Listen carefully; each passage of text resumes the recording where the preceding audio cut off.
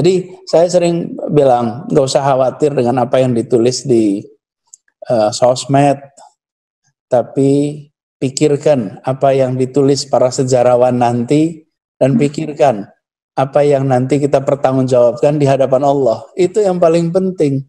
Kalau yang dikatakan orang di sosmed, nggak akan pernah selesai. Sosmed itu hari ini dipuji, besok bisa dicaci. Hari ini dicaci, besok bisa dipuji, naik turun. Jadi relax saja, dan malah kalau saya lebih baik begini, fokus apa yang mau kita kerjakan. Dan kalau kita fokus begitu, maka nggak terlalu khawatir lah itu menjadi masalah yang kecil. Karena itu saya juga tidak pernah membahas itu terlalu panjang. Kenapa ya? Karena memang tugas saya ini jalanin amanat dari rakyat Jakarta. Bukan mikirin apa kata orang di sosmed. Nah, apakah kesel? Enggak juga. Enggak didengerin juga. Kita kerjain apa yang kita kerjakan. Doakan agar kita selalu didekatkan dengan ikhlas. Karena itu selalu yang saya katakan. Mudah-mudahan kita dekatkan ikhlas. Dan ikhlas mudah-mudahan nanti dapat ridhonya. Apalagi yang kita kejar kalau bukan itu. Baik, Pak Anies, ini sedikit menambahkan bahwa sebetulnya orang yang menghina, mencaci, menyinyir, itu kan bagian dari karunia juga. Ya, ada dosa-dosa kita yang mungkin oleh istighfar kita kurang tergerus, maka Allah gerakan orang-orang yang nyakitin kita. Dan itu akan menggerus dosa kita. Jadi harusnya kita kirim bolu kepada mereka karena sudah mau menggerus dosa kita.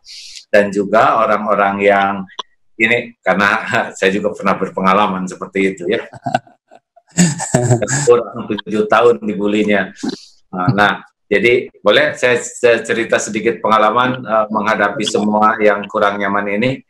Kan sebetulnya kata-kata yang tidak enak itu tidak enak tuh gara-gara didengar. Ya, jadi kalau nggak pengen didengar, udah nggak ada yang nggak enaknya. Juga tulisan yang bikin sakit hati itu karena dibaca. Kalau kita nggak baca, ya nggak ada yang nyakitinya. Walaupun mau kita baca, misalkan, Tuhan kita kan Allah, bukan Dia. Mau ngomong apapun sampai jeding, doer, jeblek, tetap saja yang menentukan takdir itu Allah. Apa yang Dia katakan, Dia hanya kembali ke Dia sendiri. Yang kembali ke kita ya bukan omongan orang, ya kelakuan kita.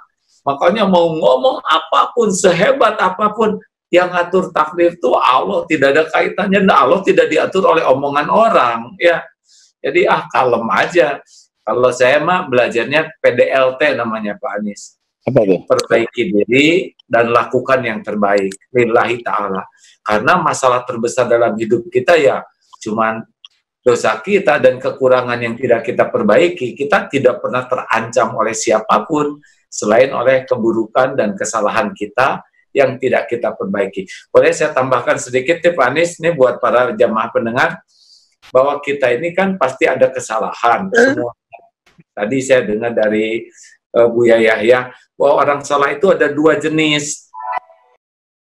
Satu, ada orang salah yang tidak akan jadi baik, sulit sekali jadi baik, dia salah, tapi ini bekal-bekal sulit sekali jadi orang baiknya.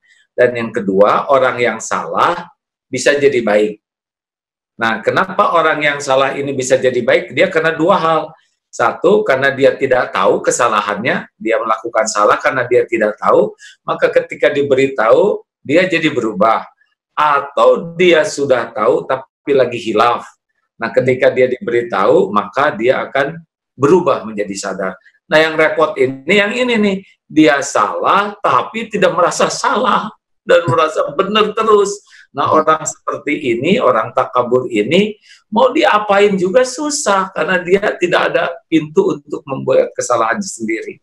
Nah, makanya kalau ada orang-orang yang mengoreksi kita itu ya bagian karunia dari Allah lah.